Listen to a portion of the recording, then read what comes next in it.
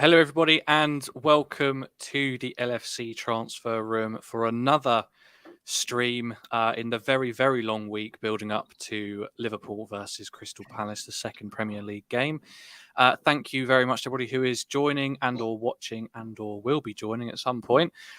This is the debate room. The debate room is back. We used to have it as a sort of a weekly thing, but that felt a little bit forced. So now we just have it whenever there's a mass disagreement in our group chat, and we decide we're going to fight it out online for everybody else to see. Naby Keita, as you would have gathered, is the driving force behind this debate room, and we'll get into exactly what about Naby Keita we're talking about very, very shortly. I am joined by four of my colleagues today. I'm joined by Jack, Jay, Anthony, and Owen. What a mouthful. Jack, how are you doing this evening? I'm doing great. I loved the way you phrased the debate room is now just I don't know what even it is. A punching ground. A punching ground, a peacemaking tool for us when diplomacy falls short. Now I'm excited.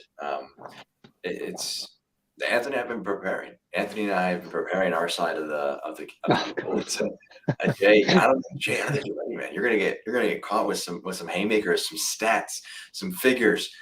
I'm excited though. It's gonna be a fun time. Civility will prevail in the end. I hope, Louis. And I'm here to make sure that is exactly what happens. Been sent by the United Nations to keep the peace. Jay, a bit interesting where you are right now, but apart from that, how are you? All good, mate. I won't lie to you. I still feel like Jack's on the lines up here. Some of the stuff he said, I feel like I'm unpunked. I'm waiting for Ashton Kutcher to turn up behind Jack and Anthony. So all good, mate. I'm looking forward to putting this nonsense to bed. I'm excited to see how this goes. Anthony, how are you? Mate, I'm doing fantastic. I've been waiting for this stream for a while now. Too much slander on Keita's name coming from everyone. And mate, when I messaged Jackie, I was like, have you prepared for this stream? And he just sent me a whole document. I think we're both the same for it. Mate, a little beta. They'll have their research done because me and Jack, we got some, like Jack said, we got some haymakers in here. Fantastic. And last but by no means least, Owen, how are you this evening? Yeah, I'm doing good. Feeling not as prepared as Jack by the sounds of it, but I swear, at this point, he's just kind of on a wind up, isn't he? He's just trying to annoy everyone, trying to get all these controversial opinions out there and get as much debate as possible. But it's great. And look, some of the chats in the group chat, some people would like to see that. Yeah, it's been getting a bit heated about all these opinions. So yeah, hopefully we can put it all on the table today. I think Anthony's a big loser today. He's got me as his partner. The man who brought you the Alex Oxlade-Chamberlain, the best option at right central midfield earlier in the summer. What else was there? There were some bad. 90 points, no title is a successful season. So I haven't won a debate room yet. I'm hopeful that will change today. But I have Anthony now. So as Louis said, he's my Van Dijk, and I'm Lovren. That was poorly worded.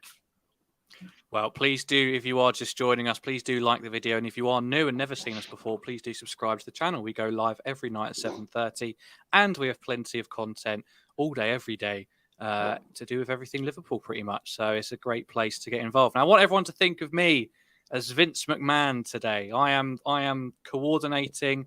I am mishmashing everything. I am somewhat controlling everything, all right? I'm not going to, I think James has hosted some of these and kept it very clean, very formatted. I want it to be a little bit R-rated. I want to, if things heat up, I'm not going to back away from letting things go. But as soon as it gets a bit too hostile, I might jump in, or I might just leave and let you get on with it, like the coward that I am. What I want to do first of all is I want to get everybody's. What is your take coming into this stream, and what it is exactly that you feel like we are arguing, so that we're all on the same page and we can move from there. So I'm going to go to each of you first of all. I don't want any stats to back up your opinions. I don't necessarily want any reasoning. I just want to understand what your thoughts and feelings are on Naby Keita at this point. And Jack, I will start with you. The one Anthony and I prepared a lot. The one thing we did not prepare is the same argument. Maybe we do agree. but we've not kind of said this is our thesis argument. This is what I said in the chat that kicked it all off, and I'm going to maintain it. With the injury to Thiago, Naby Keita is our best midfielder that is fit and available to be signed. That is where I stand on Keita right now. What? I will go across to the other side, to Jay. Now, ignore everything that Jack just said, because we're not into that part yet. What is your take on Naby Keita? He doesn't deserve a new contract. He's nowhere near the second best midfielder at Liverpool, regardless of Thiago's injury. Inconsistent, unreliable, should already be gone. We shouldn't even be able to debate this today. He should not be long gone. Okay, and Anthony, coming back over to your side, what is your take on Naby Keita? Same with Jack. He is the second best midfielder here. Obviously, with Thiago injured, he's the best available one, and he's the one who should be starting for us throughout the rest of the season. And Owen, round us off on this one. Your take on Naby Keita? 100% with Jay here. Naby Keita shouldn't be at the club. He should have been gone this summer. Any offer came in, we should have any swap deal either. Should have taken it up. I think he's probably the 7th best midfielder at the club. If we're being totally brutal, maybe 6th an absolute push, just ahead of Curtis Jones. But with Curtis Jones, you've got the kind of building for the future. When Naby Keita, he's now kind of into what you call his peak of his career, and he's not showing why the performances, why Liverpool signed him in the first place. So he has to go. Louis, you're muted, by the way. Okay, that's a good start. We've got through the first bit. Well done, everybody. The next part, before we get proper into it, I just want to solidify exactly what each of you are proposing now. It sounds like both of you are agreed with your partner, so I'll only come to one of you, and this is an open floor. So the pro Naby side, what are you arguing in this debate necessarily? What is your end goal with Naby Keita? I think, I hope I speak well for Anthony, but I think the end goal is that we are better when he plays for us. He gives us our best chance of winning, and he is, I don't want to say versatile enough, but he can play either as that right or left-sided 8, that any midfield combo that wins us big matches and keeps us consistent and creative week in, week out, and also just functional and consistent, involves Naby Keita. I think he is a guy who has to be in discussion for starting week in, week out, and not just, I think, in that discussion, but it has to be, leading that discussion more than any of the other players, I think, who are fit at the moment. Okay, and Owen, I'll go down to you. Mix it up a little bit. I guess the other side of this, anti-Naby, perhaps.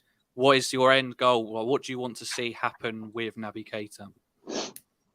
And not to be given a new contract, I think. I'd be lying if I said otherwise. I think his performances just haven't warranted one, and anyone who kind of says, "Oh well, he's done enough," he's just lying to himself at this point. Look, he's out of contract next summer, so 2023. And I don't really want him to get much game time between now and the end of the season. And it kind of just shows why Liverpool should be signing a midfielder to prevent Naby Keita from getting more game time. But you've both kind of alluded to selling him or accepting the first bid that comes in for him. Is that also a part of your end goal? You think, regardless of the midfield situation, pretend we could replace him straight away, no problem, whatever. Would you want to sell him? Is that part of your core argument here? Still me, yeah. And Jay as well, yeah. Okay, yeah. Right. We've set the parameters. We all know where we stand. That's not just the core. Part of the core for me, he's not the second best midfielder for Liverpool. He doesn't even come close. So that's the other part. Get rid and that. Brilliant. Fantastic. So we've got the parameters. If you've just joined and missed any of that, please rewind and then come and join us. Please like the video. Please subscribe. I feel like I won't have many chances to say that between now and the end of the stream. Right, off you go, everyone. Free for all. Okay, let's start with Jack and Anthony. We'll start with Jack. What is it that he offers that makes him our second best midfielder? What is it that he brings? If you look at last year's results, there is two commonalities between I'll keep it to the Premier League because 38 matches, consistent opposition, English opposition. You don't have the mixture of youngsters that you have with FA Cup, the Carabao Cup. I think it's the best barometer to judge the last 12 months of football for this group of players, the midfielders. 10 matches we failed to win. Two of those were defeats, 8 of them were draws. Good season by all accounts. A very strong season historically. One of only, I think, 12 teams to get 90+ points. In those matches that points were dropped, in only one match did Jordan Henderson and Fabinho not appear. That means in those matches, it was Jordan Henderson and Fabinho who were consistently there. I'm not saying that they're the cause of the problems. But then you say, who was the third player joining them? It was Curtis Jones, Harvey Elliott, Alex Oxlade-Chamberlain, and James Milner. Those were the guys that were joining him. In just one of the 10 matches that Liverpool dropped in the Premier League did Naby Keita start. So in the other 9, they were relying on other midfield options that were inferior. And let me point out, two matches. But one of those shouldn't count. It was the Spurs match. His midfield partner was Tyler Morton and James Milner. Now, you could stick prime Steven Gerrard in that midfield, and you would have a difficult time dominating or controlling a match. So the results end of things showcase that when he's not there, our midfield options fail to control matches. Jay, please, I will tee it up to you. Where am I missing the logic on there? So, do you remember last season before the Champions League final and Fabinho got injured and everyone was shitting themselves that we didn't have Fabinho? If Keita was injured for the Champions League final, would anyone here honestly give a shit?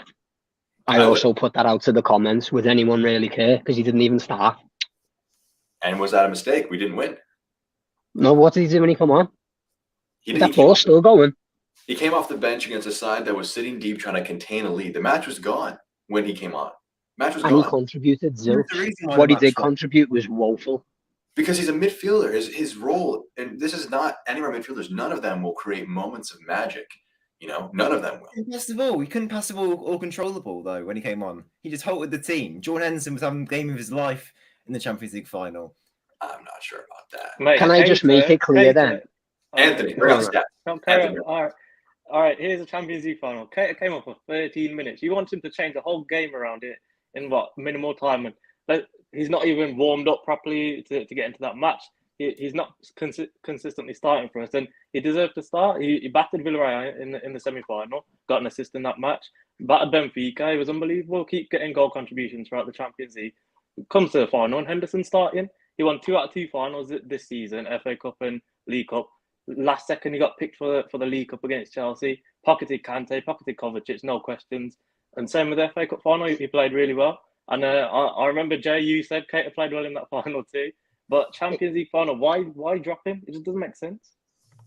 So, with that being said then, why did Keita only get 13 minutes if he's that good? Bear in mind, in the warm-up, Thiago wasn't even going to play and he still didn't start him. He still didn't put him in, even though Thiago said just before the game, I've got a niggle here, and he still didn't put him in. That's how good he is. You need to separate Klopp's, and again, this will come across as me believing my assertion on footballers is better than Jurgen Klopp's. He knows football better than I do. He knows his players better than I do. But that's Jurgen Klopp's decision. He picked Henderson because he wanted the leadership aspect, not the quality. Keita's a better footballer than Jordan Henderson. If he didn't start that match, we would, I think, have been in a better spot to win that match, at the end of the day, because we failed to win that match because of Jordan Henderson, not exclusively because of him, but he did not help push the needle as much as Naby Keita could have, because you can't tell me that Jordan Henderson, who has a very nice middle ground performance, he doesn't push the needle for you. He just does, when his best performances, his best moments are always just making sure that the team is well functional and he's able to help players around him work well. Naby Keita can actually win you matches. He's a match winner. And beyond Thiago, I'd argue he's a better match winner than Thiago is, but Thiago is a better midfielder. He just has moments that you can't compete with. And like what? Name me one iconic Keita moment. Iconic Keita moment? I don't have an iconic Keita moment. Man United, there you go. He scored against them. Scored against Chelsea when we lifted the title. He's got lots But obviously, when it's from the top of your head, it's hard to like sort of think. Man United last season, he was great. He was brilliant. And I even said, because before that game, I hated Keita. I said he's not good enough, he needs to go. And he put in about 2 or 3 shifts where he looked good, dropped right back off.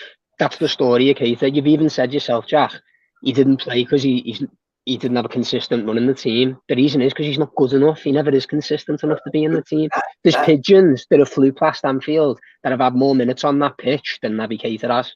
And that's the problem, because you look at Jordan Henderson had twice as many minutes in the Premier League as Naby Keita did. So we're talking about a guy who has, due to injury, due to lack of trust by Klopp, and fundamentally, Klopp doesn't trust him because he's been injured consistently for the 2-3 years prior to this past season when he was fit for the majority of the campaign. He was ready to be played, but Klopp didn't trust him because he didn't have the years of experience that Henderson and Fabinho did, and then Thiago just being a world-beating footballer in the middle of the park. So if you gave Keita 50% more minutes, get him up to 8. He played 1,100 minutes in the Premier League. Jordan Henderson played 2,500 minutes in the Premier League. So he played over twice as much, had over twice as much to work with his teammates to get himself ready and functional. There's no wonder he's inconsistent because he's not given a consistent run. Just look back to the 2020-2021 season. Isn't played for weeks. He's dropped into that match against Real Madrid, drops a stinker, and he's yanked at halftime. I mean, Jurgen Klopp has not managed Naby Keita very well. That's a prime example of that, because he did not put him into a match that was well suited for him because he hadn't played for weeks. He'd had a bad performance, and then he didn't play him based on the performance he had when he played. But there was no platform, good, strong platform for him to succeed because they tossed him into a very turbulent atmosphere. And that's been the story of his career, that due to injuries, due to selection issues, he's never had a consistent run, and we've never been able to see him get that. But the fact of the matter is he was ill for that first match against Fulham. If he's ready for this match against Palace, he should be one of the first names in that midfield that's being selected. You know, I think – go ahead, Owen. I'll just speak, I spoke for quite a bit. You talk about all these games that, like, Henderson and Fabinho played in that have dropped points.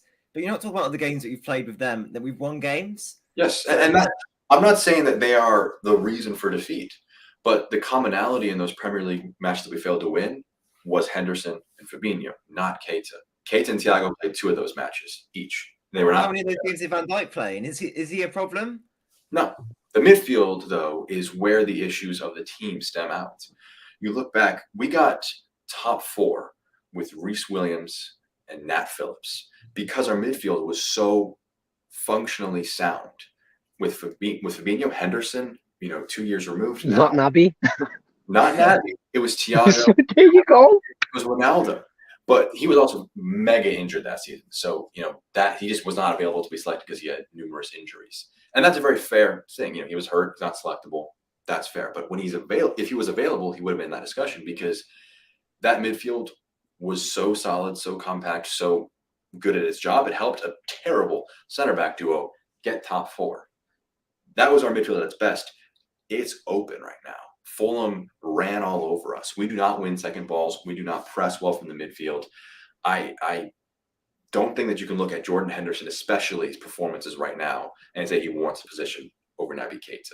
Thiago, yes, but if you're telling me in those 2 open 8 positions, Naby Keita is not the best available player for that, I don't know what you're looking at, because every other option is either young or nearing on retirement. But tell me this, then, you're talking about Keita doesn't get a run of games.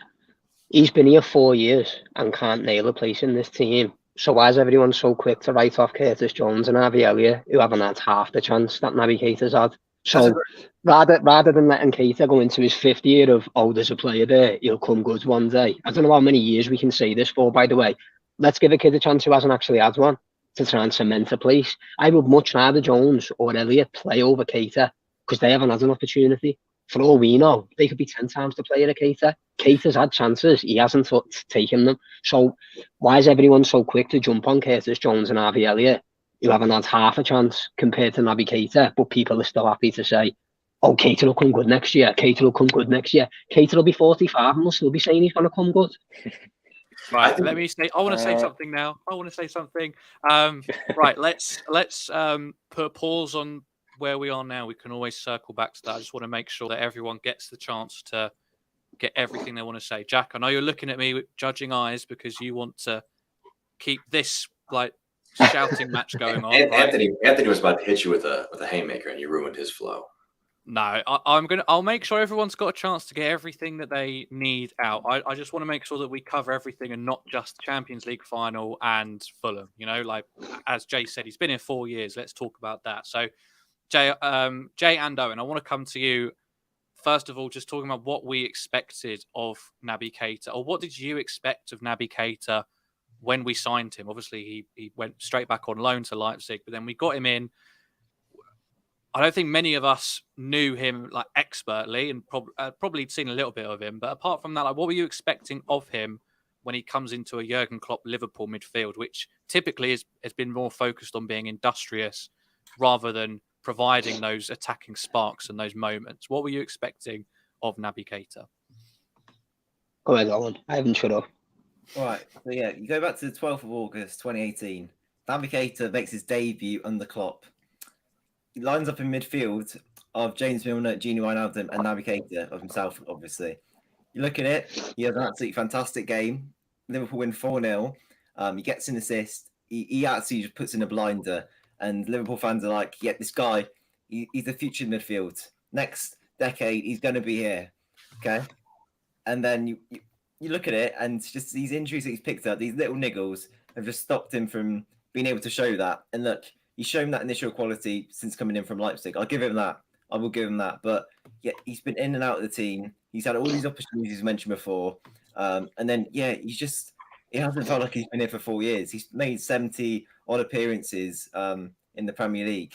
Like, that is just not enough for the amount of time he's been here at all. So yeah, look, I just don't understand how you could be this patient with a player. Like, you see James Milner, I'm sure Jack, Anthony will say, oh, don't play him, don't get him anywhere near starting team. But at least he gives you that fight. He gives you that sort of, you put in a challenge. Naby Keita, he just backs out.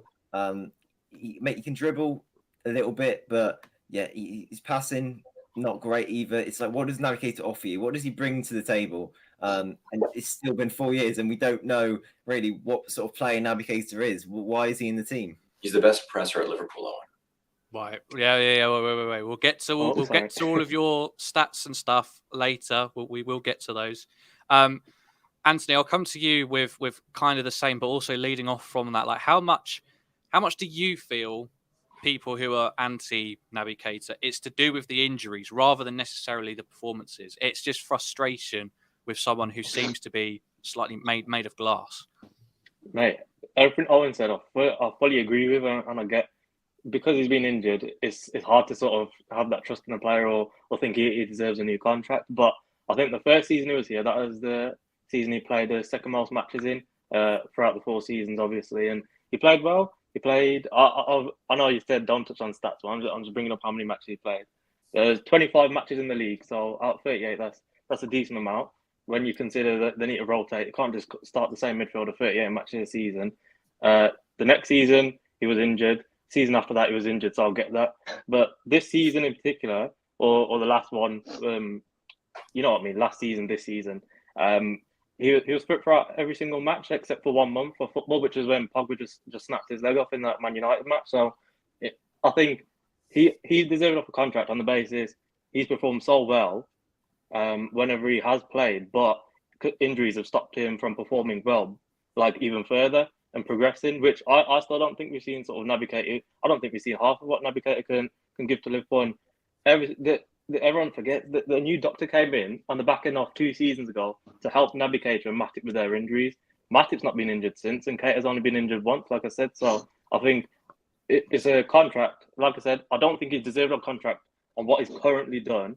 But if you take context into account, he deserves a new contract. And this season, I guarantee he's going to perform well again. But another thing with Keita, I think he doesn't get appreciated for his defensive qualities. Like, I know Jack wanted to touch on his pressures, or should we move on to that afterwards? But I think his defensive work is very underrated in this Liverpool team as well.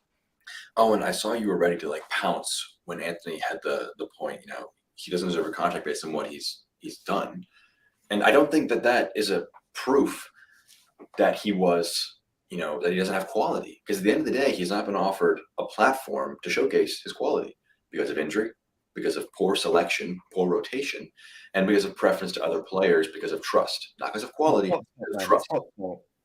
What was that, Owen? It's Klopp's fault then. I'm not saying it's Klopp's fault. It's Naby's fault. I disagree with you, Anthony, on that. I think Klopp has done as well as he can because he has to also manage the fact that players who have played week in, week out will warrant those places more so. But Naby was never in that carousel consistently. He had that first season, as Anthony mentioned, and then he had under 10 starts in the 1920 season and the 2021 season. You know, this past year, he was available. But, Jay, I want to bring it back to the point you made about Curtis Jones and opportunities. Curtis Jones has had 2,000 minutes in the Premier League the last 2 seasons. Naby Keita's had 1,600. Naby Keita's had less of a platform to perform than Curtis Jones. Like, can you tell me that Curtis Jones has shown more quality than Naby Keita in that time? I don't think you can look at them and what they're doing and say that Curtis Jones is better in that regard, because what is Curtis Jones better than Keita at? I pose that question for you. What is he better than Keita at? Jack Keita's been here 4 years. Jones has been in the team 2 years. What's he better This is than? my point. You can't say Jones has had more opportunity than Keita. He hasn't. He has for 1 season. 1 season out of 4 is not more opportunity. It's 3 seasons to 1. So he's had nowhere near the same opportunity. The last at all. The player that Keita was when he joined Liverpool is very He's different brilliant. now. Very different from the one he is now. Just because he's an older player, he's different, just different human. So the last 2 years is a much better barometer of time. But at the end of the day, you know, put an opportunity aside. What is James Milner better than Keita at? What is Jordan Henderson better than Keita at? What do you mean football? He's not better than him at football. I said off the ball. How so? You see, Naby Keita, when he's playing, he doesn't really know how to man mark. He leaves gaps in the midfield. And you've seen that before. He's let the team get exploited. And look, stats might not show for that, but that's the reason why in the Real Madrid game, in both games really, that especially the one during that lockdown season, why he was taken off, because he was given the likes of Luka Modric, Toni Kroos, all that space in the midfield to play. And yeah, he just got totally outclassed. And a player 55 million we bought him in for, you'd be expecting a lot better than that coming from RB Leipzig, a top German side. But that's where context matters. Keita was out for like 2 or 3 months. He got shoved into that Real Madrid match and got took off at half time. If that's Henderson or Milner, they're starting for the full 90 minutes and get a chance to redeem themselves. We saw it against Fulham. Henderson was awful. I don't care what anyone says. He's the worst player on the pitch, and that's the worst performance I've ever seen from him. He was dreadful when he got given 90 minutes. Obviously, Thiago got injured, but Fabinho played decent. He was still stopping Fulham from getting past us in that second half, and especially in the first half. They didn't really create many chances, but Henderson kept giving the ball away. That's all he does. And Keita, mate, I just don't get this whole he doesn't mark players, he doesn't defend properly. He does. He's the top performer of every single match. I promise you'll see. He's the top defender. He's got most tackles, most interceptions, most blocks, most recoveries, most pressures of every single midfielder in our team and on the opposition. So this whole display is flawed when it comes to Keita defending. That's my opinion. Jay, how much is just before I let you all sort of go at it again, just about these injuries again, because I feel like that's a massive part of Naby Keita's Liverpool career, are these injuries. Yeah. In your opinion, I'm not trying to force the question, but how fair is it to judge a player on how many injuries they've had? And I guess what I mean by that is, in terms of the very next game, he's fit, he's ready. Does he deserve to be selected, or do the fact that he's had injuries come into that and affect the way that you view him as a player? The injuries obviously do, yeah, but that's not just part of it. He's a very inconsistent player. Against Man United last season, he was brilliant. Best player on the park by a mile. Then he'll go 4 games and just ghost. He hasn't got the legs for the Premier League. I'm not saying Keita isn't a better footballer than Henderson. If Keita stayed fit for a full season and played 38 games, I'm sure he'd be a better footballer. But he doesn't do that. He never has done that. The other thing is, everything we've achieved, winning the league, winning the Champions League, getting to them finals last season, Keita's barely had an influence in any of it. The midfield was always Wijnaldum, Fabinho, Henderson. Last season it was Thiago, Fabinho, Henderson. Keita's contributed nothing. Keita was brought in to be the creative midfielder, to create goals and stuff. Alisson's nearly got the same amount of assists as him. He's a goalkeeper. He Do doesn't. you know what I mean? Like, we're talking about a player who's meant to be a game changer, a creative source, creates chances. We're talking about a goalkeeper who's nearly got the same amount of assists as him in the Premier League. Like that. I just want to leverage that with something that I think a lot of people miss out on, which is a Jurgen Klopp midfield. You look at Thiago's numbers in terms of out and out assists and goals, and it's not night and day between the two of them. And I think a lot of people will obviously say that, objectively, Thiago is a much better footballer. But a Liverpool midfield, I still don't think we're necessarily clear of that industrious Henderson, Milner, Wijnaldum midfield we saw terrorise the Champions League that one year. I think we're still kind of in that. It's just grown and it's got much better players in some of those positions. I want to ask a question, Louis, to Jay and Owen. Inconsistent is the word always tossed around with Naby Keita. What's been a consistent midfielder at Liverpool? Who's been consistent? Fabinho, Thiago when he's fit. Okay. James Milner, Jordan Henderson. I'm not going to say Enzo's consistent, but what Enzo gives you, Henderson gives you legs that Keita hasn't got, because what he does is create the space for Trent and Salah, and Keita can't do that. The game passes him by. What running does Henderson do that Keita can't do? Like you're talking about a guy who's capable of moving. I can do that.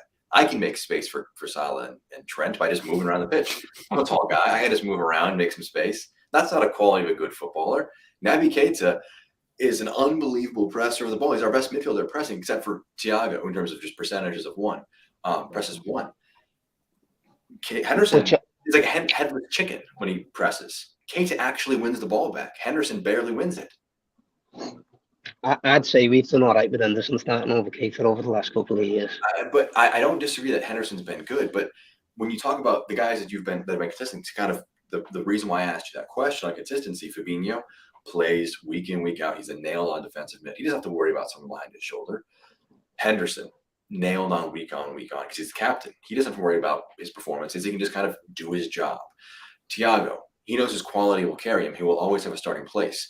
Those guys are not questioned of their spots. So they're capable of being consistent because they're not with selection issues. They don't have match fitness problems. They don't have fitness problems. Keita's had those. Last year, when he finally was fit for an extended period of time, he had some great moments. The United match helped us in the finals of the FA Cup and Carabao Cup, and especially helping us beat Manchester City with that Thiago, Keita, Fabinho midfield, which was by far one of our best performances this season. You got us storming out, 3-0 in that match against one of the best teams. Admittedly, it was a weaker side than they had used earlier that season. We stormed out against City because Keita was in that midfield. He's a part of the best midfield because when he's given those opportunities, he can showcase his qualities. And again, I'm not going to sit here and blame Klopp for not playing him much the 3 years prior to this past one, or even really last season, because he wasn't fit. And that's not down to Naby Keita. We had to figure out how to solve that. And Anthony made the point. The doctor that helped Matip and Keita. What did we see from Matip? There were discussions about he's one of the best center backs in the world next to Virgil van Dijk because he was fit, consistently played there. We knew his quality. We knew what he could do. When he finally was able to do it week in, week out, it launched him to another stratosphere. Keita hasn't had that. And this is the perfect moment, this next 6-week period. If we're not going to sign a midfielder and Thiago's out injured, Keita should be starting when he's fit, week in, week out. Doesn't matter if he's not performing.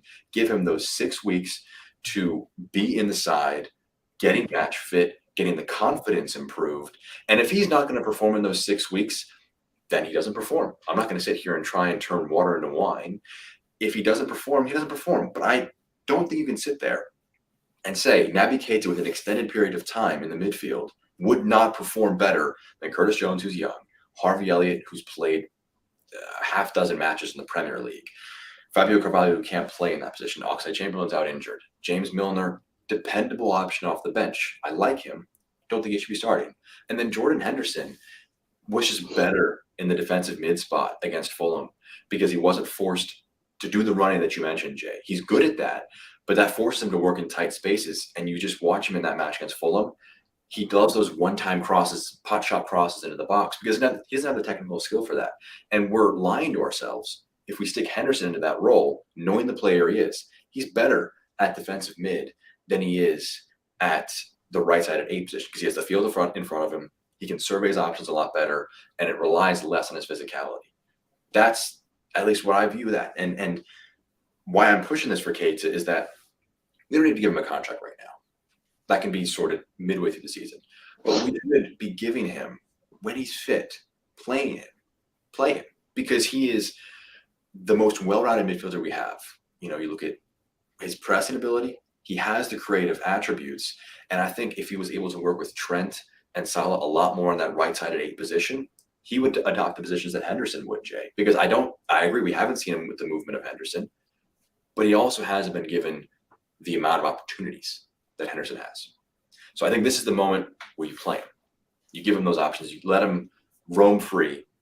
And if he falls flat on his face, I'll be an idiot. I'll look like an idiot. Anthony and I will sit here and be like, our boy let us down. But at the end of the day, I don't think you can look at Keita. And again, I want to bring it back to this. What is Henderson, Milner, or Curtis better than Keita at? What are they better at? It's like you've just said there, give Keita 6 weeks. He's never had that. Neither's Jones or Elliott. So why is Keita going to be better than Jones or Elliott when they haven't had that chance? Harvey Elliott last season, Klopp said it 100 times. The first 5 games he played till the injury was our best player. They consistently as well, by the way. They can coexist. Keita, Elliott, Fabinho. That's how would it be Fabinho, Thiago, Elliott? Well, Thiago's out. No, I'm on about normal. If we're picking our normal 11, that's what I'm saying. He's not our second best midfielder. It's Fabinho is. It's Thiago, Fabinho. The thing is, right? Fabinho. Do you want to hear my saucy? Yeah, I think it's time. Bear in mind, by the way, you know the Fulham thing. Everyone was shit against Fulham, not just Henderson. Everyone talking about Henderson. Not one player put a shift in against Fulham. Not one. Everyone was crap. Just to make sure we're getting everybody, I want to hear Jack's hot take. And then I want Owen's reaction. Owen gets the first pick of reaction to this, okay? Okay. So to offer context to people who are not in our YouTube WhatsApp chat, I said, I have a hot take. It's about number 3. It's about Fabinho. And, for the sake of content, I will go all the way. I don't know if I fully believe this, but I will go all the way. I'm still formatting my beliefs. But I am kind of doing a bit of a cop-out here. I think he's giving me some solid advice there, saying don't do it. He's giving me some solid advice. Let's put it up. Our best 11 in my opinion, includes Keita and Thiago with Fabinho in that midfield. So you look at that 11, the players in there. The player that needs replacing next and needs upgrading upon next is Fabinho in that defensive midfield spot.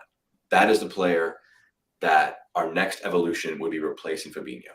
It's either with a player like a Rodri or a Thomas Partey, who is more capable. Thomas Partey? Ignore his... I don't even mean because he's a sex pest. Yeah. We, as the LFC transfer room, do not condone Partey. I exclude those things. A guy who's more capable on the ball than Fabinho is, more athletic than Fabinho, or you switch to a double pivot and you bring in a 10 like Carvalho. That is the next evolution, is Fabinho moving out. Owen, wow. Your reaction. Well, I don't know how you think Naby Keita shouldn't be the priority to solve next, or if that's your dream midfield at Liverpool, then I don't know how you still think that Fabinho is a problem there and next upgrade isn't Keita. I don't understand how you think he's the problem there. I just can't comprehend that. Why is Fabinho such a problem, but then Naby Keita is perfect? It's like Fabinho, in my opinion, he's probably the best defensive midfielder in the world. No, he's not. He's not. He's That's not the most agile or athletic. I'll give him that. But look, he's great at breaking out the play. For what we need him for in the Klopp team, he sits in front of Van Dijk and whoever's the other centre half. And he's the third centre half, and it allows the likes of Trent, the likes of Robertson to go up, and he covers them really well. So, if we brought in someone like Partey, they might be a bit more athletic, might get the field, a bit more box to box, but then you have the problem that we wouldn't have anyone at the back. I have a question. Would you say a good stat to measure breaking up plays, dribblers tackled, interceptions, those kinds of things? Kind of, but with Fabinho though, it's very much sort of like receiving the ball and how he receives the ball, how he kind of plays the ball out. He's good at that. Naby Keita might have better stats at kind of winning the ball back, but we got to remember though, Naby Keita is in the thick of it. He's in the central midfield. That's where all sort of most of the play happens. So yeah, he's going to see most of the ball there. Where Fabinho, he's slightly behind. He kind of waits for it to come out and then he pounces and feeds it in. So yeah, you're probably going to bring out some stat there, but yeah, I still think Fabinho, he's a nailed-on starter. I don't disagree. He's a nailed-on starter with our current 11. I'm not saying that he needs replacing with the current. Was he at some point up there as one of the best? Yes, he was. But that was before he was ground into a pulp by playing week in, week out. There's a good player in there. I think the more logical take is he needs a backup that kind of rotates with him. That's a much more logical take, but I don't do logic on this channel. I want to go back to the point that you made, Owen, or a point I made. Percentage of dribblers tackled. Fabinho tackles dribblers 30% of the time. Okay. So what does that stat mean in context? Naby Keita contests more dribbles per match, about 2.7 per 90 in the Premier League versus 2.5. So marginal. We'll say about the same. So Fabinho, for every dribbler against him, 30% of the time, he stops them. Keita, 50% of the time, he's tackling the dribbler. So at a very comparable ratio of players going after him, he's tackling and winning the ball off of them. Fabinho breaks up play well. Keita breaks up play better. I'm not sticking him at defensive midfielder because I agree. He receives the ball well, but Haylor makes the comment that Rodri's the best defensive midfielder in the world. And I don't think you can dispute that. He breaks up play just as well as Fabinho, better playing the ball. Doesn't mean Fabinho's bad. It means that there are better players out there. That's the point I'm making, is you look at what he does and the things that he possesses at that sixth position.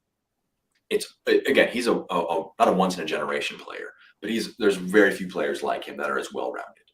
So again, the standards are very high. Me saying Fabinho is the next player to be replaced is not saying Fabinho is bad. But if we replaced Fabinho, it would take us from that 95th percentile to that 97th percentile. Like a very small upgrade, but it would push us just a tad bit. But I think the more logical solution is that we need someone that can rotate with him. And that might be someone as like a Nunez, a Mateus Nunez, allows Henderson to be his backup, and it helps both players. But we're running everyone into the ground. Thiago, Keita, because they just don't have options to rotate with. And Anthony, you made the point in yesterday's stream that when Keita had options to rotate with last year, when our midfield depth was actually kind of solid at times, he was good. He had good moments. The United match, the finals, the City match in the semifinals. Like, if given the platform, every single one of our midfielders can truly perform. None of them are bad. But we need a backup for Fabinho. Maybe that's Henderson. And we need Keita and Thiago to be given the ability to rotate and to manage their fitness levels. But back to Keita. I just think he's the best midfielder that we have fit right now. And that's because Fabinho's dropped in quality because he's had a tough last 12 months because he's played so much. He's just dropped off a bit athletically. And Keita's no athletic phenom. But Keita has technical attributes that Fabinho doesn't have. And that's just kind of led to a midfield that really is identityless. Like, it doesn't win second balls well. It doesn't press well. It's not creative. Like, at this point, you could stick 3 attacking midfielders into that midfield, and you would have a similar level of sacrifice in terms of winning the ball back and pressures, but you'd have players who are technically skilled in tight spaces that we don't have right now. We're in this awkward, amoebious middle ground where Jordan Henderson can't really control the ball in those spots. He presses kind of well.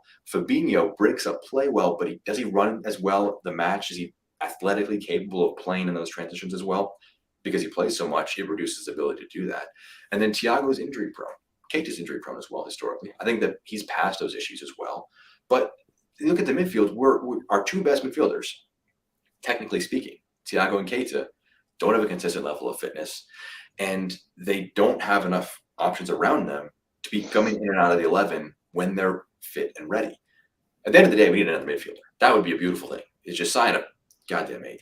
Who was putting that comment up? Who was pulling that comment up? Owen. Owen, hands off the keyboard. Hands off the keyboard, Owen. That is disgraceful.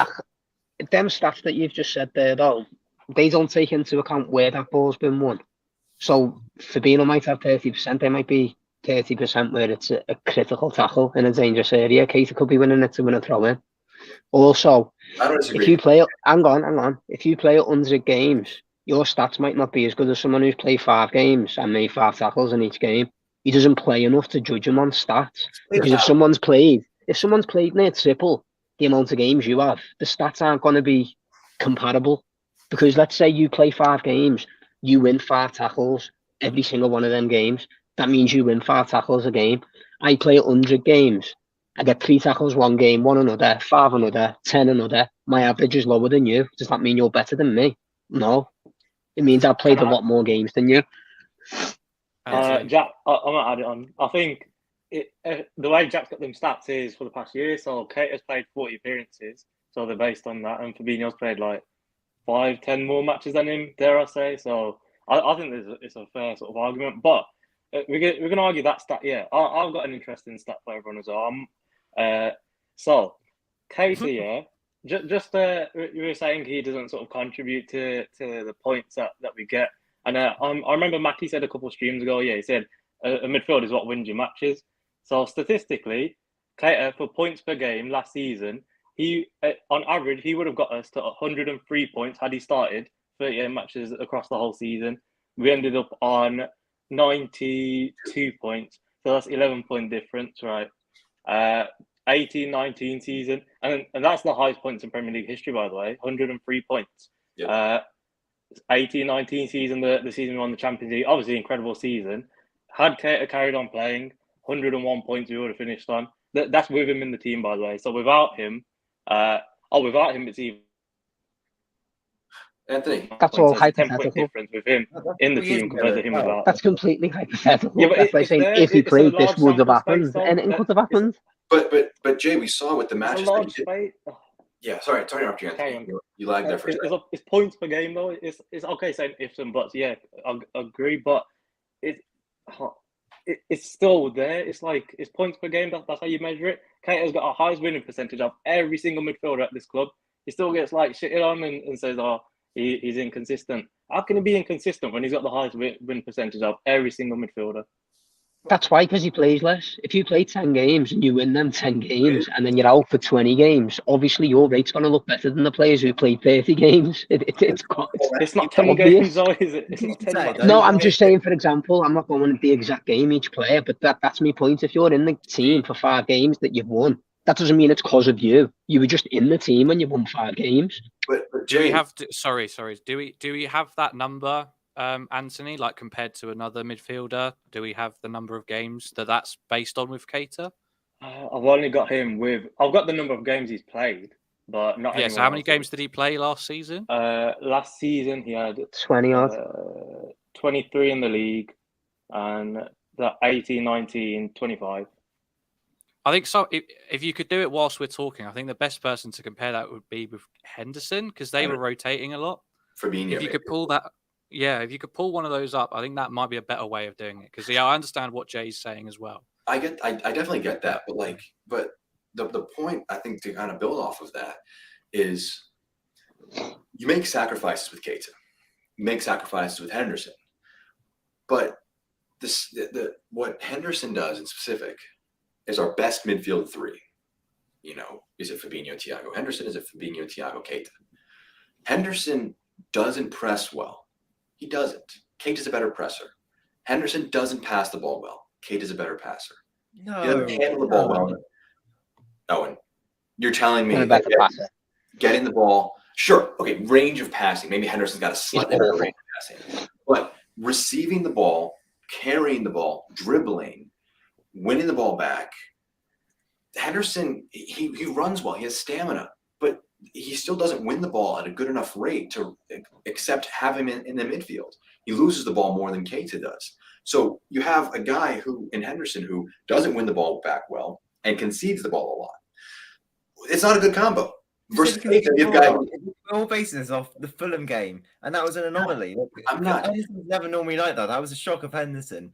But you used to say next week against Crystal Palace, he won't absolutely show everyone why Klopp's been playing him all this time. Like, we've been getting to Champions League finals, Premier League titles. There's a reason why Jordan Henderson has been right in the middle of it.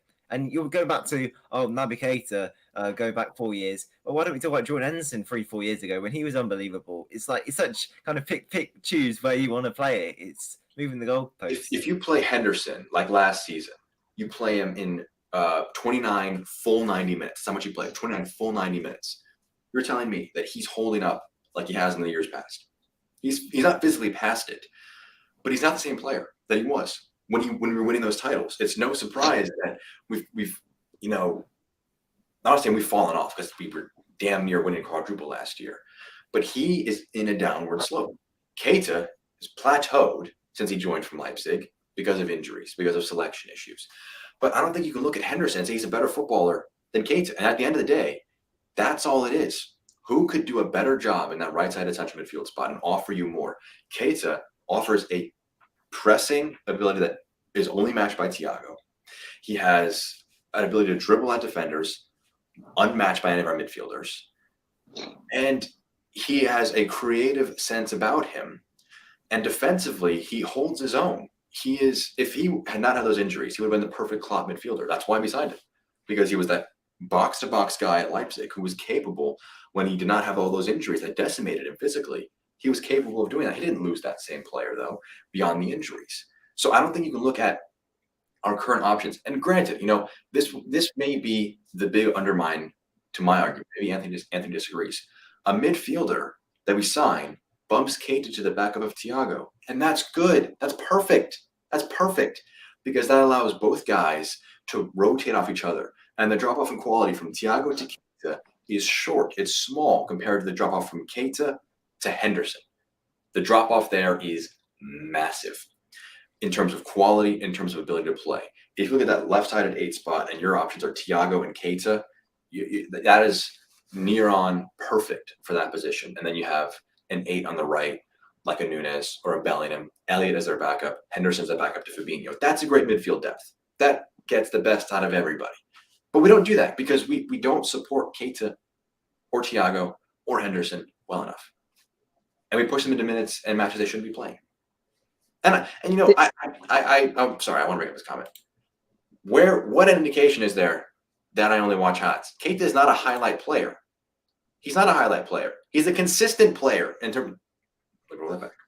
Whoa. Let me roll it back. Because I know you were prepared to jump on he's not a consistent player. He's about the full 90 minutes, all phases of play. That's what he's about. Look at the United match. When he's at his best, he can do everything.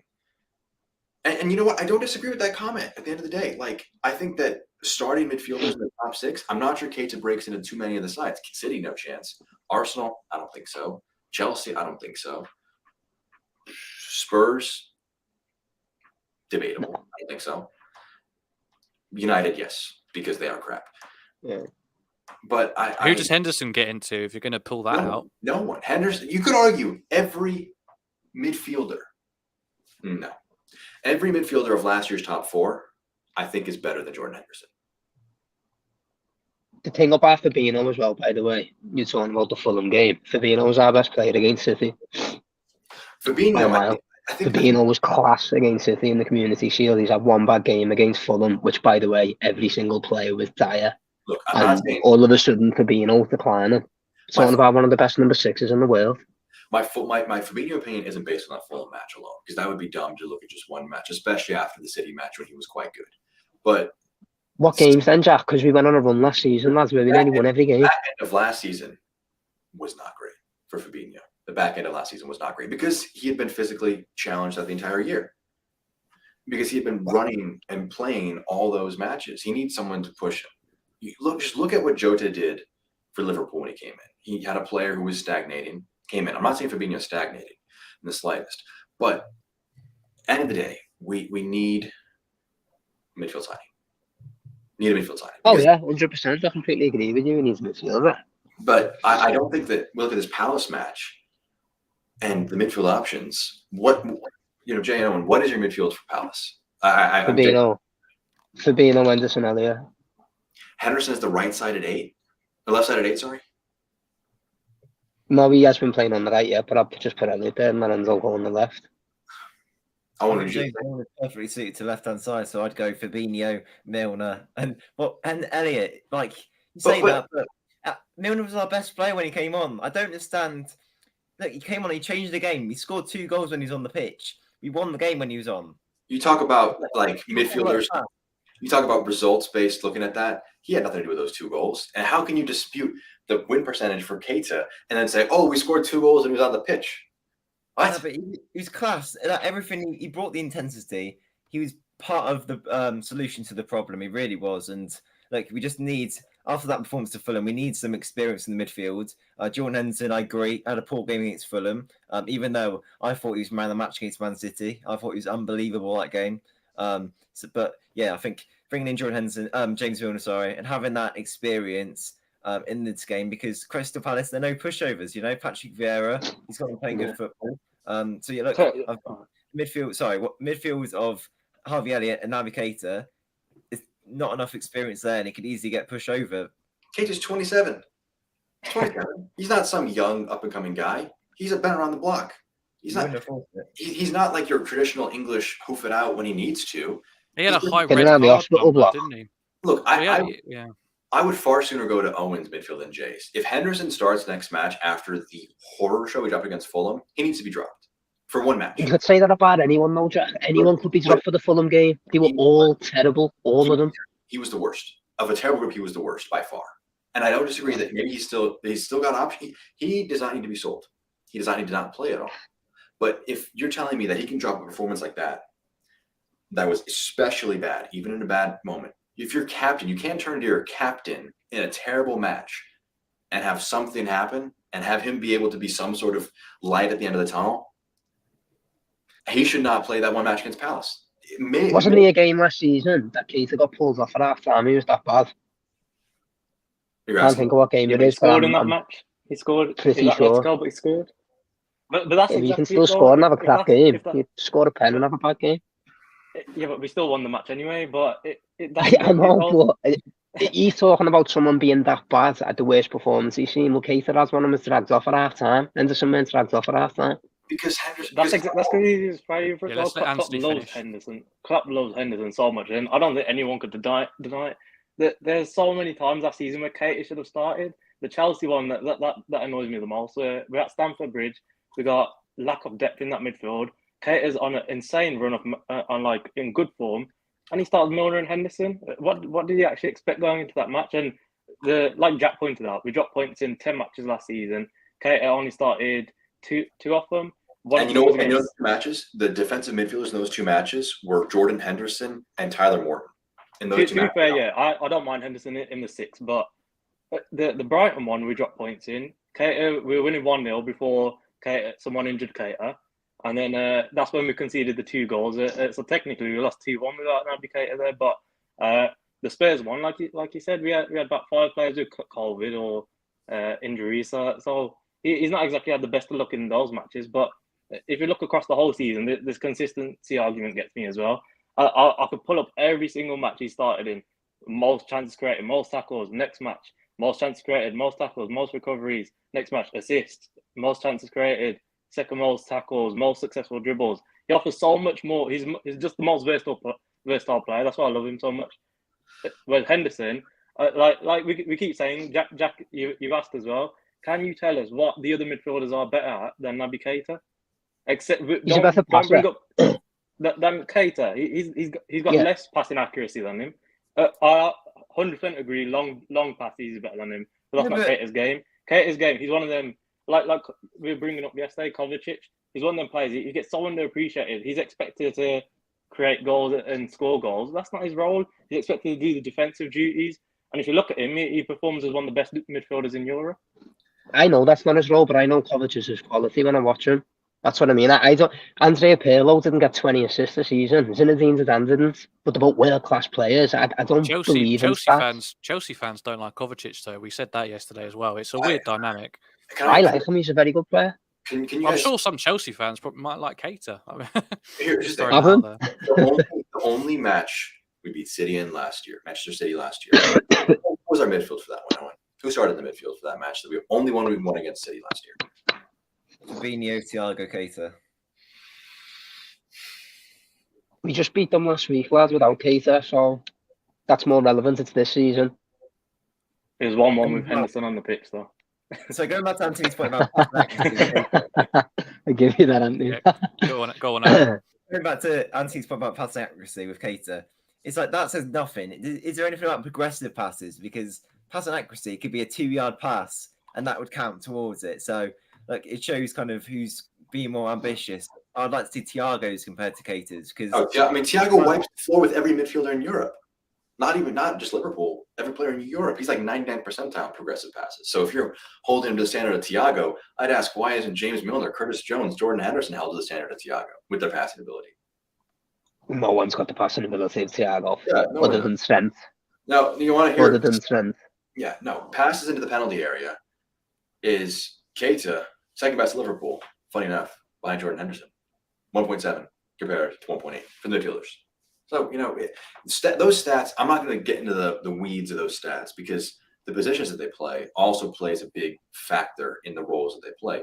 That right-sided 8 is much more progressive, much more attacking, given the license to do that.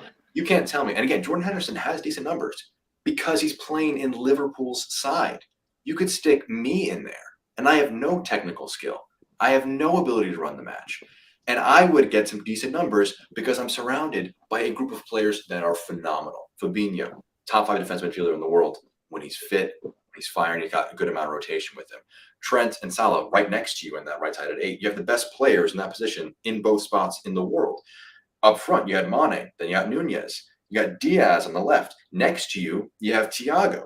Anybody that is a professional footballer would hold up well in that position. It's not that they're the bad player, but there are better players that could play in that position, and Keita is a better player than Henderson. That's, I think, what it ultimately boils down to. My debate is just he's not better than Fabinho and Keita.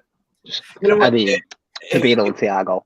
If you want to argue that he's not better than Fabinho, you know what? That's getting in the weeds a little bit. And you know what? I will concede that point to you, Jay. You beat me there. He is. That was the whole argument. You said to me, Keita's the second best midfielder for Liverpool, and I said you're high. You have to be high because there is not.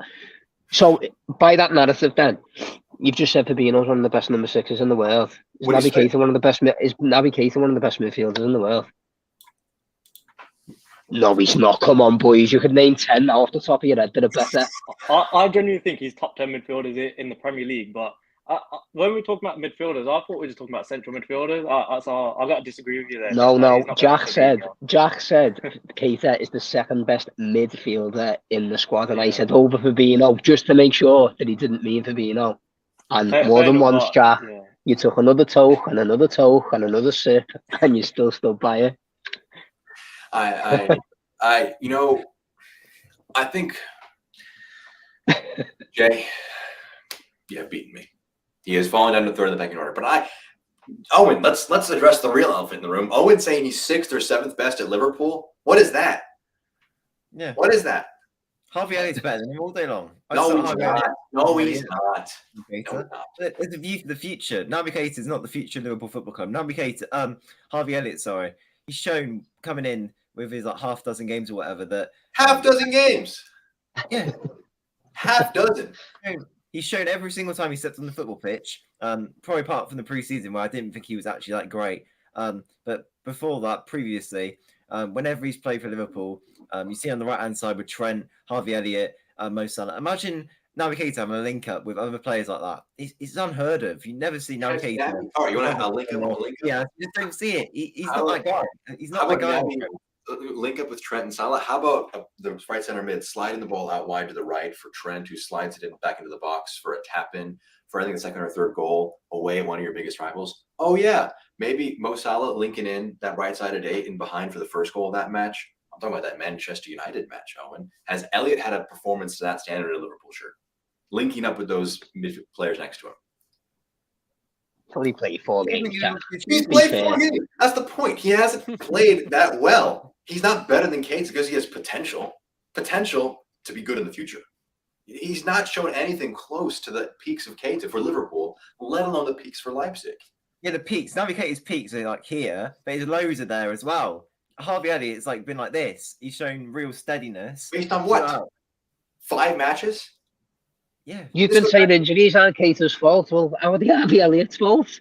There's not his fault, but he hasn't played. But it's the same argument, though, Jack. You're saying Keita can't show consistency because he's injured. It's not his fault. How's it Elliott's fault? In the 4 games he did play, he was arguably the most impressive player on the pitch. he's never shown that for a consistent period of time. Never. Because he's been injured. In his life. And it's because he's young. Keita has shown that at Leipzig. First season for Liverpool. In spots last year. His apexes are better than Elliott's because he's young. I'm not saying that this is a fault of Elliott, but the fact of the matter is, like, and Elliott came on against Fulham and he was good. He was good in the right side of 8 because he wasn't Jordan Henderson. That's what it was. He was not Jordan Henderson. So, but Keita's just better than Elliott. Like, I'm just not going to sit here and be like, and a guy who has one career goal. He's a good player, good potential. One career goal. I've got a question for you, actually. Okay. Who is a worse signing, Naby Keita for 55 million or Oxlade-Chamberlain for 40? Ooh, it's a good question. It's Oxlade. He's done nothing. I don't know, before Owen, Oxlade was a pivotal part of the team, He was playing every week for me, it's Keita, because I expected so much from Keita. Oxlade, I didn't want Ox whatsoever, but before that Roman injury, to be fair to Ox, he was performing week in, week out, so I'd have to say Keita is, out of the two, probably worse. And I hate Ox. I don't think, though, Oxlade-Chamberlain's contributed to any of our trophies. I don't think if Keita wasn't part of the team, we don't win that League Cup last season and we don't win the FA Cup either. But to be fair, though, it's actually a proper debate. That is, like, he's the worst signing. But in terms of future, I think Ox is probably going to be gone next season. So it's probably going to be Keita. He's the better one. I don't think Anthony or I have argued that Keita has been a brilliant signing with £55 million because he hasn't been. He hasn't proved that. But the quality that he still has is better than any of our other 8s. I'm changing the argument. I'm changing the goalpost. Any of our other 8s, bar Thiago. Like, he's just shown he has more quality. Curtis is young. Elliott is young. But at the end of the day, and Oxlade, I love the guy, but that injury was like the nail in the coffin. Like, I think he's any chance he had this season. Like, if he was fit, I would be saying maybe Oxlade in the midfield for this match against Palace if he was fit. Try him out, but he's hurt, so I think his Liverpool career is probably done. But look, I mean, I don't think you can. If Henderson, if he doesn't start against Palace, like, he's never going to succeed at Liverpool because that's not going to be down to his quality. That's out of Klopp just not giving him an opportunity. Is that Klopp being wrong? I don't know. It's just that Keita will not be a success at Liverpool if he's not given a chance to start in this match on Monday because it's nearly perfect for him. Like, there's no reason Elliott or Henderson, let alone both of them, or Milner, should be starting ahead of him. No reason. Just no reason at all. This has changed, though, from Naby Keita, the second best midfielder for Liverpool, to the Jordan Henderson agenda. You spoke about Henderson more than Naby Keita, and it was all about Naby Keita being the second best midfielder at Liverpool and not deserving a contract. That was all it was. But let's go back to the contract thing. Let's battle that one out a little bit then, because you okay, Louis? Louis kind of if we cannot bring in best of a bad bunch. That's how I will phrase it. Look at our midfield options and our midfield future. If we just let Keita walk, it doesn't make sense because then you have James Milner and Oxlade-Chamberlain who should be going next summer. Let's be honest with ourselves. So you're letting 3 midfielders walk for free. You've got then Jordan Henderson, who will be 33 years old. I'm not sure he's going back to the heights as a starter that he's been in the past few years. As an option off the bench, as a player in the squad, I love it. As a starter, I hate it. It genuinely infuriates me if he's a starter beyond the next 3 months. Stay there. It's all right. So you got basically 4 players in those 8 positions that need phasing out or are literally gone. So who's replacing them? Curtis Jones and Harvey Elliott.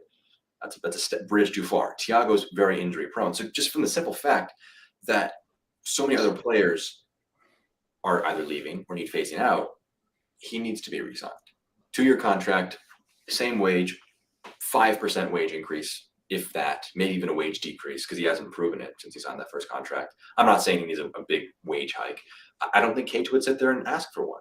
If he does, then all right, maybe he needs to go join Rabiot in the club of kids who don't deserve a contract. That's that big. But I think that just purely from the options, we should re-sign him. It's a very financially shrewd decision as well. So I'm why is Elliott? I'm not dropping Elliott. He didn't start. I'm not dropping him. He's not 28, by the way, so he's 27. So you know what? Actually, that comment's completely invalidated because you got the age wrong. Completely invalidated. Jack, but you've even just said if you give him a new contract, it should be on reduced terms. Kind of defeats your argument. You can't say he's that good a player. Would you give him improved terms if he deserves it? Or level? You wouldn't decrease it if he showed something that you want to keep. What he's done is not Yeah. warranting. Well, there you go. So how could he possibly be as good as what you're saying if he hasn't warranted the new contract? You're sort of arguing against yourself. I disagree with Anthony's assertion of how good he is compared to other Premier League midfielders. He's not. Compared to our options, it's him and Thiago are their best two guys for those 8s. That's because Elliott is young. We should not be thrusting him into that position right now. Henderson needs to be put into a reduced role. And this is a dumb comment. Yes, I would. Jude and Barella are better than Keita. I would sell Keita on those two guys. Either of those two guys. They're just better players. They're physically fit. They're around week in, week out. That's easy. But Jay, I think the point we've always made is that like Keita doesn't have the experience in the bank, in the last few years that Henderson, even guys like Wijnaldum, Fabinho, Fab Milner. Like No, I'm saying Fab and Milner, they played more obviously as well. Yeah. Like he hasn't done it, but the quality is still there. And I don't think you can look at and if he continues to let Liverpool down in the next year, sure, like I'm not going to sit here and try and. This is probably I've rejoined Keita FC, Anthony, but this is my final stand. If he stays fit and he can't scratch the lineup, then he probably should go for his own sake, because then he just clearly does not get into Klopp's plans. But like our current options, he's better than everyone that's. Fabinho is a lock in that defensive mid spot because there's no alternative to him, which is unfortunate because he needs someone to help rotate with him and help push him. Players will stagnate if there's no one hot on their trails. That will happen. He needs someone there, in my opinion. That could be Henderson. But Keita is our most talented 8 option that's fit right now for this next match against Palace. And if he can't start against Palace, if Klopp can't trust him for that, then it's just not a good fit. And that's what it's down to at the end of the day. But I just don't see how you can rate your chances of winning against Palace better with Henderson and Elliott as the 8s in that match. I just don't see that. I just don't know how many years we're going to say, give Keita the chance, because this is the 5th season that we're saying the same thing. That's more than what annoys me, Jack, is people keep saying the same shit about him. There's a player there, there's a player there, there's a player there. Well, yeah, there's a player in Ravel Morrison, but he's a lunatic, so we haven't seen that. With Keita, it's injuries and I think inconsistency, but you can't just keep saying, oh, next year. It's like FSG talking about the big summer we're going to have. It's always next summer. And the only reason we're in this position talking about it is because we haven't signed a midfielder. If we'd signed a decent midfielder like Barella or Bellingham or whoever else Nunes you're talking about, we wouldn't even be talking about Keita or Henderson starting a game. It'd be Thiago, Fabinho, and whoever we signed. I think the ultimatum for this point, Jay, is that this contract is perfectly timed for the solution of the Naby Keita crisis. Yeah, it is. I think that in the next 6 months make or break it. Anthony, I don't know if you disagree with this. Like he either stays fit, gets into the squad in a meaningful role, and we can keep him around, or he fails to do that again, and then we let him walk. So I think I don't sign him right now. It would be a big I might do that because it's a statement of intent, a statement of trust in him. It's a risk. I don't disagree with that because of his injury history. But then, you're saying, I trust you, go launch on, go have a big bounce back performance. But, like if the player, if he doesn't show his head, the player that's in there, I truly believe, Jay, that there is a phenomenal midfielder for this Liverpool side in Keita. Phenomenal. I do, but we just don't see it, Jack. That's my point. If he doesn't show his head in the next 6 weeks, 6 months, when Thiago's out, if he cannot take that spot for himself, then he has run his course in my Keita FC, because then then he just needs to move on to a different opportunity. So I think But I just don't think our current options warrant him not starting.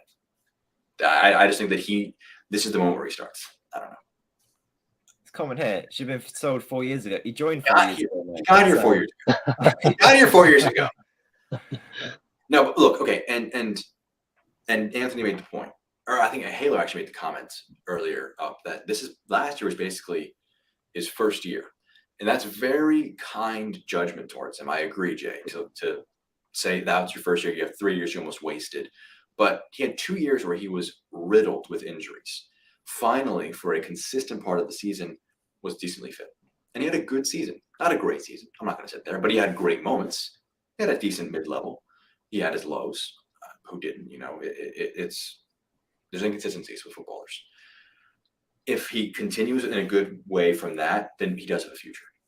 But I think if he, and again, I'm not going to sit here and say that he's something he's not.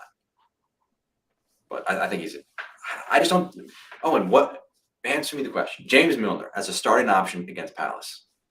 Why is he better than Keita? I just think we're going to have to agree to disagree on this one. You obviously can't see it. Like James Milner, he brings intensity. He's good. He He's good. He brings Off the bench so far. Like we show in our team, there's not a huge amount of physicality. There's not a huge amount of players who will like go and put a challenge in. And you saw that against Fulham. Sorry, in the Champions League nights at Anfield, you do get that. You do see like the likes of maybe Curtis Jones, Harvey Elliott, those sort of players who maybe wouldn't put in a challenge. They do.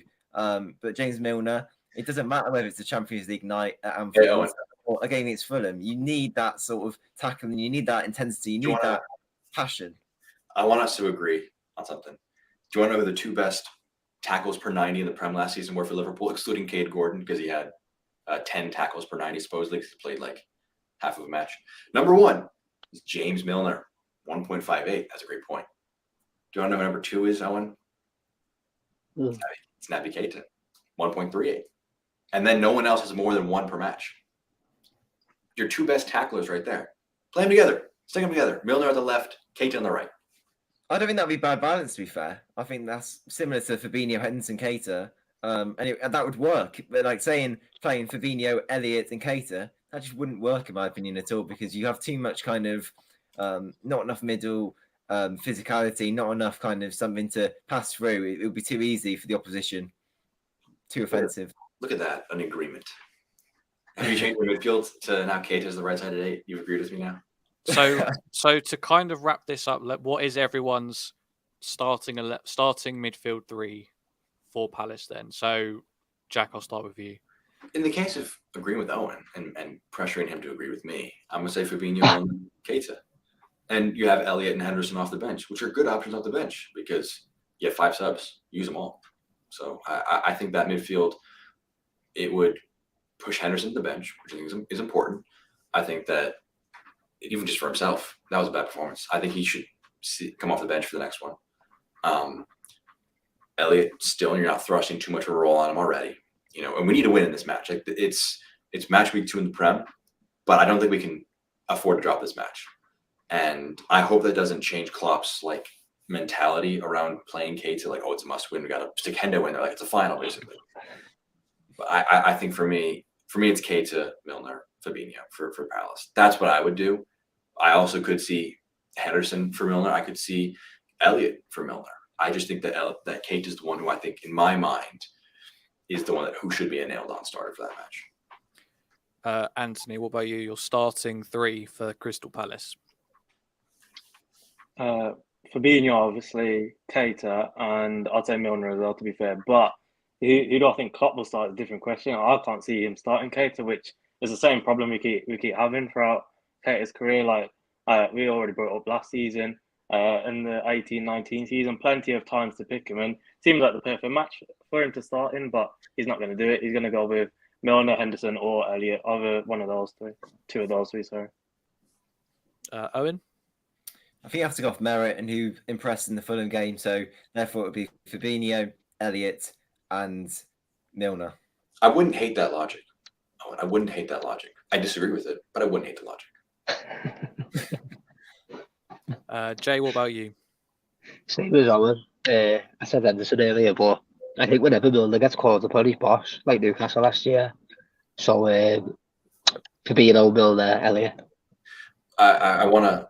So we had like the arguments. I lost my, second best at Liverpool. I'm fine admitting that. Owen, I broke you. You think he's a bit better than a few options now. He's not 6th or 7th choice. I've broken you. I can tell. Yeah, I probably would start him ahead of Curtis Jones, but that would only be sort of if it was a final, rather than if it was for like just general play for development. Because I think Curtis Jones, he's got the ceiling to go on and be a better player. So you got to think about the long term as well. But yeah, in a one-off game, I think, Naby, you've convinced me. But Jay, I want to talk about the contract thing. And so Louis doesn't. No. Go ahead. I'm only messing. Based on the other options, so we can almost remove Keita and your distaste for him a little bit. Like, Oxlade's going, Milner's going. That means Henderson, Elliott, and Jones basically have to increase in roles.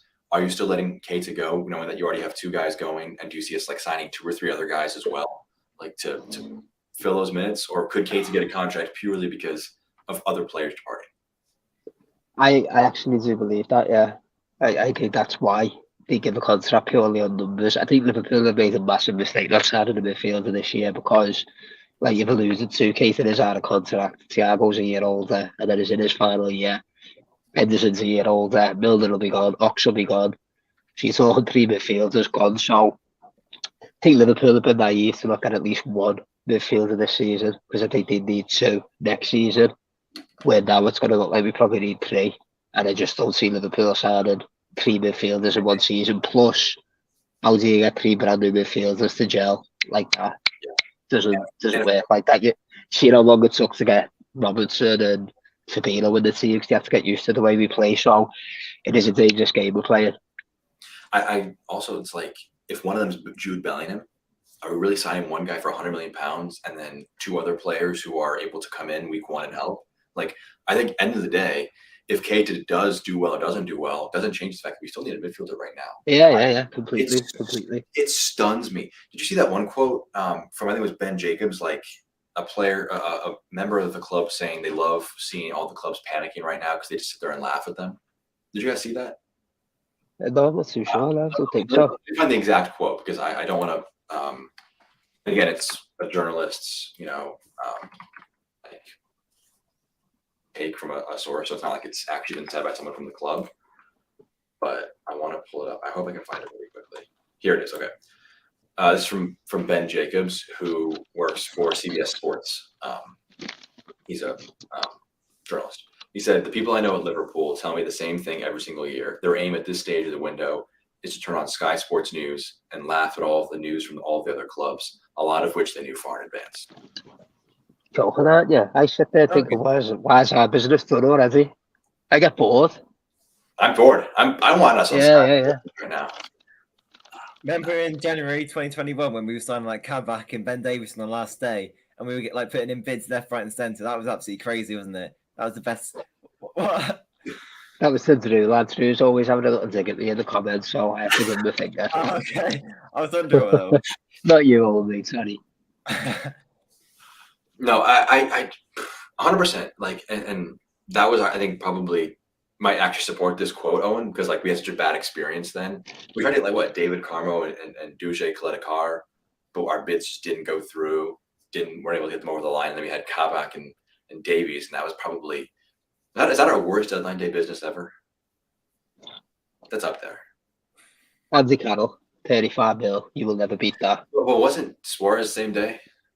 Yeah. Not only offsets it, it's like a bump. So. The only reason that annoyed me is Aguero went for 3 million cheaper in the summer than Carroll, and he was a bit like for like. Suarez Aguero. He's a Liverpool fan as well, so broke me heart. No. Yeah.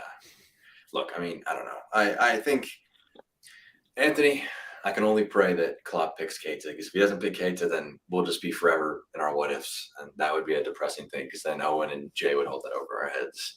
Much like, look, I hope you're right. I hope you're right, because we're not in a position for the midfield to bottle it again with injuries or inconsistency. I hope Keita has the season that used to think he can have. And I know there's a player in there, we just haven't seen it. I don't want him to fail. He just has so far for me.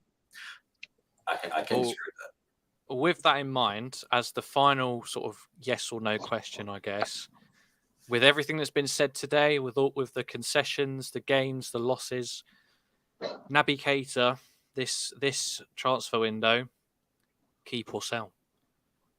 Jay, keep or sell? If we could get a replacement sell, if we don't sign anyone, we'd be stupid to sell him. Whether he's fit to play anyway, I don't know. But I don't think you can sell him if you're not going to bring someone in. Owen, keep or sell? Yeah, I agree exactly with what Jay just said there. Yeah, if we're not bringing anyone in, then keep. Sorry, but then yeah, if we got someone lined up, if Bellingham's lined up, then yeah, if that means that he's coming in, then sell.